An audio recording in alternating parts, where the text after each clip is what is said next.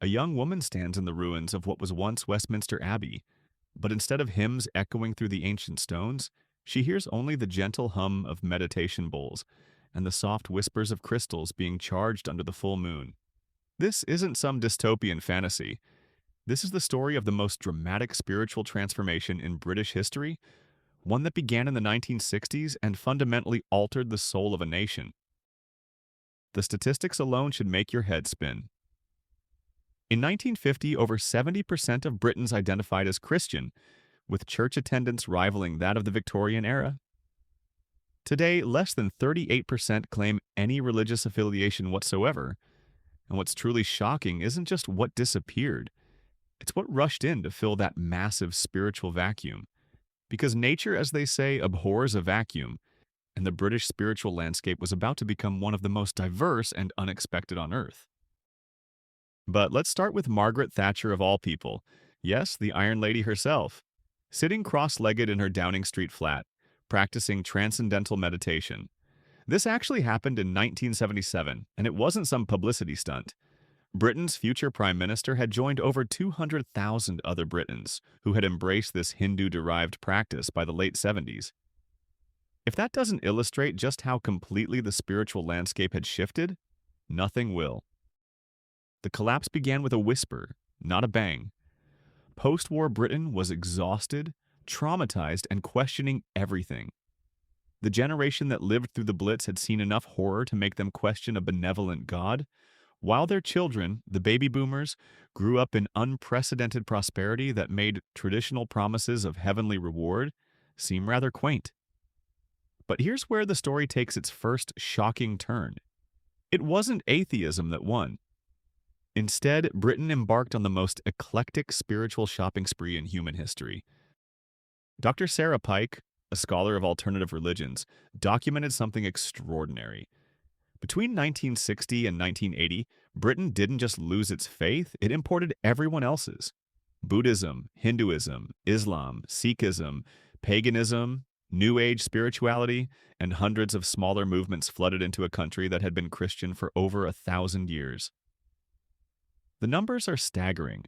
Buddhist centers increased from fewer than 5 in 1960 to over 400 by 1990. Hindu temples went from virtually non-existent to numbering in the hundreds.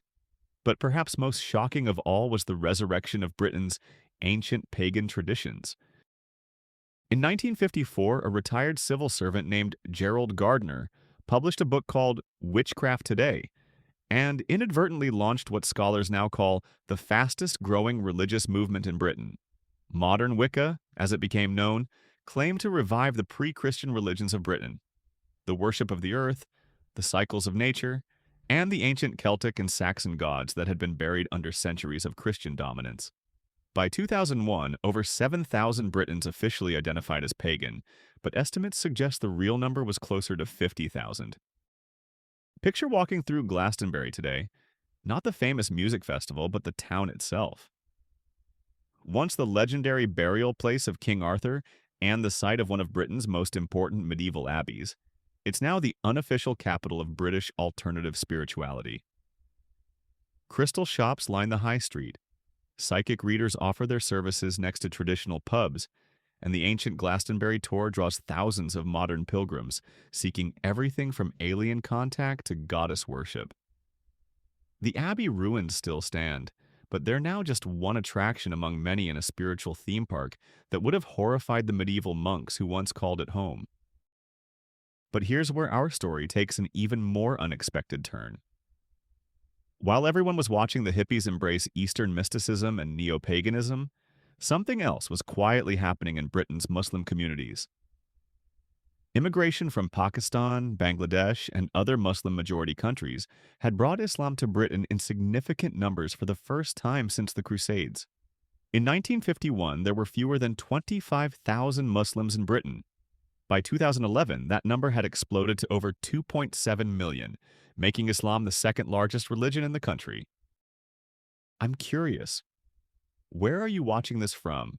And are you seeing similar spiritual changes in your own community? Drop a comment and let me know what time it is where you are. Are you perhaps a teacher, healthcare worker, or maybe someone in the clergy witnessing these shifts firsthand? The transformation wasn't just about numbers, it was about power and influence. In 2008, the Archbishop of Canterbury, Rowan Williams, shocked the Christian establishment by suggesting that some aspects of Islamic Sharia law might inevitably be incorporated into British legal practice. The outcry was immediate and fierce, but Williams had simply acknowledged what many legal scholars already knew. Britain was becoming a truly multi-faith society, and its institutions would have to adapt or become irrelevant. Meanwhile, something even stranger was happening in Britain's universities and research institutions. While traditional religion declined, belief in the paranormal and supernatural skyrocketed. A 2009 survey found that while only 35% of Britons believed in God, over 60% believed in some form of psychic phenomena. Nearly 40% believed in ghosts, and 25% thought UFOs were probably of extraterrestrial origin. British television reflected this shift. Shows about ghost hunting, psychic mediums, and paranormal investigation became primetime staples. The same culture that had produced Newton, Darwin, and Hawking was now obsessed with communicating with the dead. But perhaps the most shocking replacement for traditional faith was something that seemed completely secular: environmentalism. The Green Movement in Britain took on characteristics that were unmistakably religious. Gaia theory, developed by British scientist James Lovelock, proposed that Earth itself was a living, breathing organism, deserving of reverence and protection. Climate change became not just a scientific concern, but a moral crusade, complete with prophets, commandments, and promises of apocalypse for the unfaithful. This isn't Professor Archive here. I'll introduce myself properly in just a moment. But I need to tell you about something that happened in 2019 that perfectly illustrates this point. A 16-year-old Swedish girl named Greta Thunberg stood before the British Parliament and delivered what can only be described as a Jeremiad, a prophetic denunciation that channeled the spirit of every fire and brimstone preacher who had ever warned of divine judgment. "How dare you?" she thundered, and politicians who would have scoffed at similar words from a bishop hung their heads in shame. The environmental movement had successfully positioned itself as the conscience of post-Christian Britain, offering meaning, purpose, community, and even the promise of salvation, if only humanity would change its ways in time. Extinction Rebellion, founded in Britain in 2018, explicitly borrowed tactics from religious movements, including ritual sacrifice. Members would glue themselves to government buildings or get arrested in acts of deliberate martyrdom for the cause. Hello, I'm Professor Archive, and welcome to our channel where we uncover the hidden stories that shaped our world. If you're enjoying these historical revelations and want to support independent educational content, consider leaving a super thanks. It helps us continue bringing you these deep dives into forgotten history. But let's return to our story, because we haven't even touched on the most influential replacement for Christianity in modern Britain: the religion of celebrity and consumerism. While sociologists debated the decline of traditional faith, advertisers and marketers were busy creating new forms of worship that made the medieval Catholic Church look restrained by comparison. Consider this. In 1953, when Queen Elizabeth II was crowned, an estimated 56% of British households watched the ceremony.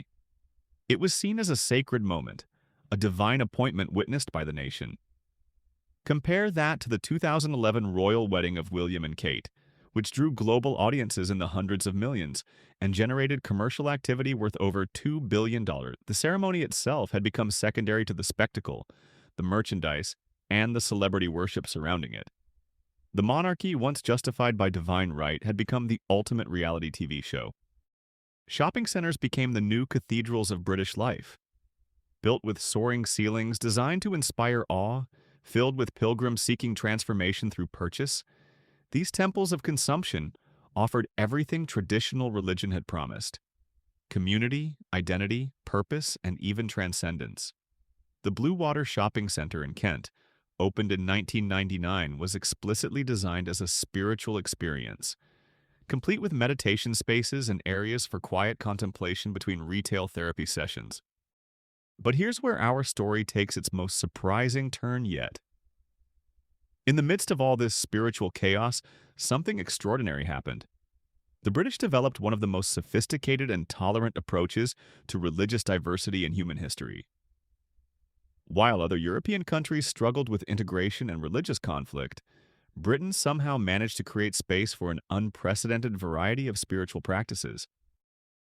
The British solution was quintessentially British. They turned religious diversity into a bureaucratic exercise. The Charity Commission began recognizing an astonishing array of spiritual movements as legitimate religions, from Druidry to Scientology to the Jedi faith. Yes, you read that correctly, following the 2001 census, where over 390,000 people listed their religion as Jedi. Britain briefly had more Jedi than Sikhs.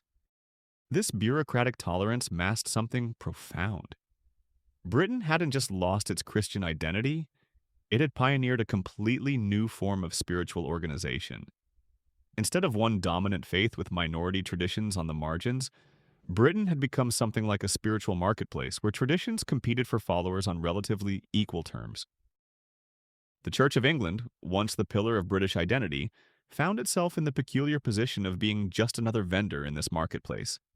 By 2020, the church was conducting more funerals than baptisms for the first time in its history, a statistical marker that the institution was literally dying with its congregation. Cathedral visits actually increased during this period, but mostly as tourist attractions rather than places of worship. Canterbury Cathedral, the mother church of Anglicanism, now generates more revenue from Harry Potter filming locations than from religious donations. But perhaps the most shocking development was how this spiritual transformation affected British politics. In 1953, virtually every British Prime Minister had been a practicing Christian. By 2020, you had Boris Johnson, whose religious beliefs were described charitably as complicated, leading a country where faith had become almost entirely privatized. The House of Lords still included 26 Anglican bishops, but they were increasingly outnumbered by peers who represented everything from Islam to humanism to no religious tradition at all.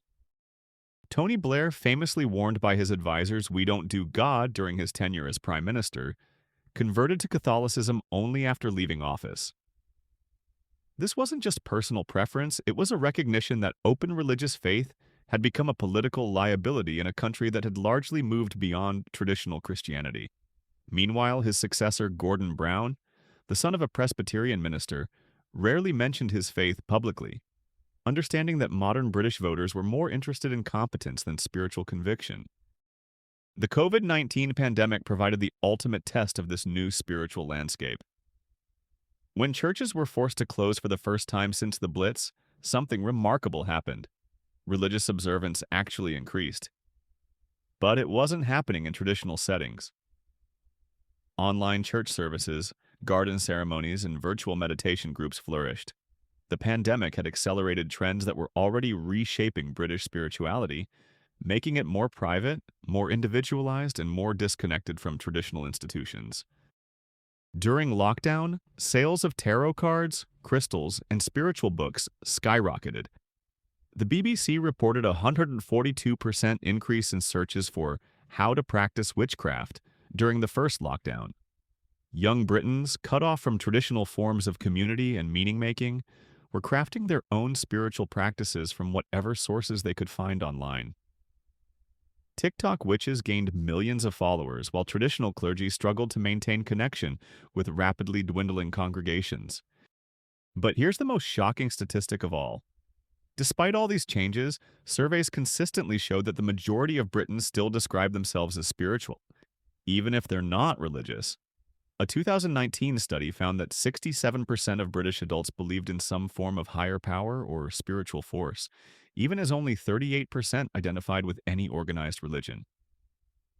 The British hadn't lost their faith, they had simply refused to let anyone else define what that faith should look like. This individualization of spirituality has created some fascinating contradictions. Prince Charles, now King Charles III, is constitutionally required to be the supreme governor of the Church of England, yet he has openly expressed admiration for Islam, practiced organic farming based on spiritual principles, and advocated for religious pluralism throughout his career. He represents perfectly the modern British approach to faith, respectful of tradition but open to innovation, committed to tolerance even when it challenges ancient institutions. The transformation has been so complete that foreign observers often struggle to understand modern British spirituality. American evangelicals visiting Britain are shocked to find churches converted into nightclubs and pubs. Islamic scholars from traditional Muslim countries are puzzled by British Muslims who combine Islamic practice with yoga and meditation. Even secular Europeans find British spirituality confusing. It's neither traditionally religious nor strictly atheistic, but something entirely new.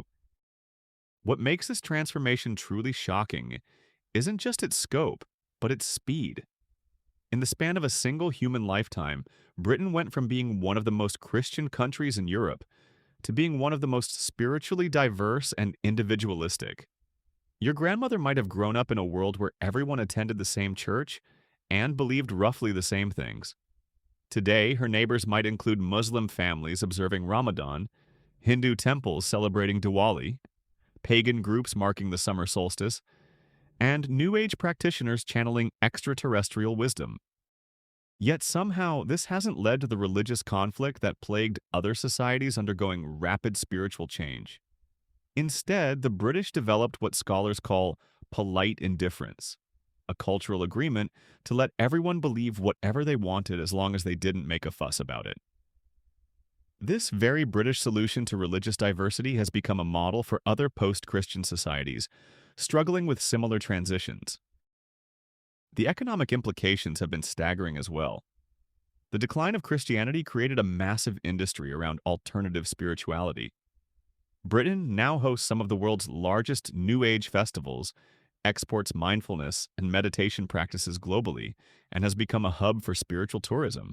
Glastonbury alone generates over $100 million annually from visitors seeking spiritual experiences. The irony is palpable. Britain is now monetizing the very spiritual diversity that replaced its traditional faith. But perhaps the most profound change has been in how Britons approach death and meaning. Traditional Christianity offered clear answers about life after death, the purpose of existence, and humanity's place in the universe. Post-Christian Britain offers no such certainties, forcing individuals to craft their own explanations for life's biggest questions. This has led to an explosion of interest in everything from near-death experiences to quantum consciousness to ancient alien theories. Anything that might provide the meaning and comfort that traditional religion once supplied. The funeral industry reflects this transformation perfectly. Where once virtually all British funerals followed Christian rites, today funeral directors must be prepared for Hindu cremations, Muslim burials, Wiccan celebrations of life, humanist ceremonies, and increasingly popular direct cremations with no ceremony at all. Death, once the ultimate moment for religious faith to provide comfort, has become as individualized and diverse as life itself. So, what replaced faith in Britain? The shocking answer is everything and nothing. Everything because Britons embraced an unprecedented diversity of spiritual practices, beliefs, and meaning-making systems. Nothing because no single replacement achieved the cultural dominance that Christianity once enjoyed. Instead, Britain became the world's first truly post-religious society, not atheistic, but spiritually anarchistic. This transformation represents one of the most significant cultural shifts in human history. A civilization that had been shaped by Christianity for over a millennium successfully reinvented itself spiritually without losing its fundamental character. The British are still recognizably British, polite, pragmatic, tolerant of eccentricity, and suspicious of extremism. But they achieved this continuity while completely revolutionizing their relationship with the sacred. The implications extend far beyond Britain's borders. As other Western societies face similar challenges to traditional religious authority, the British model offers both inspiration and warning. It's possible to maintain social cohesion while embracing radical spiritual diversity, but it requires a level of cultural confidence and institutional flexibility that not every society possesses. Looking toward the future, the trends that transformed Britain show no signs of slowing. Generation Z is even less religious than the millennials who preceded them, But they're equally interested in spirituality, meaning, and transcendence. Climate change, artificial intelligence, and space exploration are creating new contexts for spiritual questioning that traditional religions struggle to address. The Britain of 2050 will likely be even more spiritually diverse, individualistic, and unrecognizable to the Britain of 1950. The story of what replaced faith in Britain is ultimately a story about human adaptability. When the old certainties crumbled, the British didn't despair. They innovated. They created new forms of meaning, community, and transcendence that suited their changing circumstances. Whether this represents spiritual evolution or spiritual decline depends entirely on your perspective, but there's no denying that it represents one of the most remarkable transformations in the history of human culture. That's where we'll end today's journey through this fascinating transformation. If you found this exploration of Britain's spiritual revolution as surprising as I did while researching it, consider supporting Professor Archive with a super thanks. It helps us continue uncovering these hidden chapters of history. What aspects of this transformation shocked you the most? And if you're from Britain yourself, have you witnessed these changes firsthand? Share your thoughts in the comments below, and don't forget to subscribe for more deep dives into the forces that shaped our modern world.